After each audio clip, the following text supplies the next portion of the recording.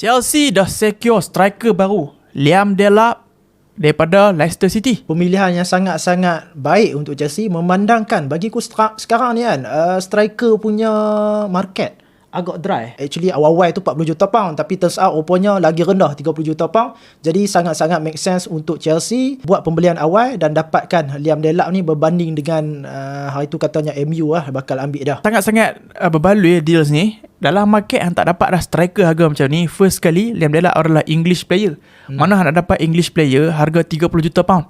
So ni adalah good investment by Chelsea, sebab aku ingat dia belum buat debut dia lagi dengan England senior.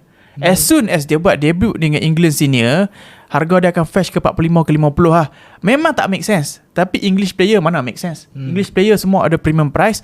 Dan kenapa aku kata Chelsea view ni sebagai investment, aku tak tahu lah Delap akan terciduk atau apa. Chelsea cuba secure Delap ni, pujuk dia dengan alasan bekas anak murid Maresca apa.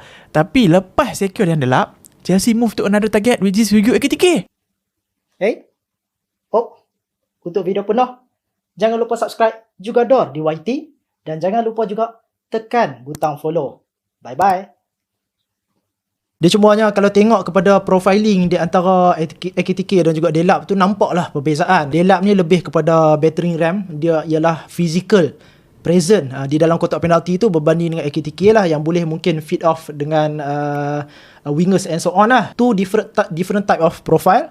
Cumanya bagiku dengan Ekitike mungkin dia beli dengan harga 60-70 jutaan. Jadi obviously lah tempat striker tu ialah tempat dia. Dia pernah bermain dengan Enzo Maresca dan sebagainya. Kita juga jangan lupa yang dia dulu berada bersama dengan Romeo Lavia dan juga Cole Palmer di dalam squad EDS, Elite Development Squad City Under 23. First season dia dalam Premier League relegation team 12 gol dia score dalam Premier League.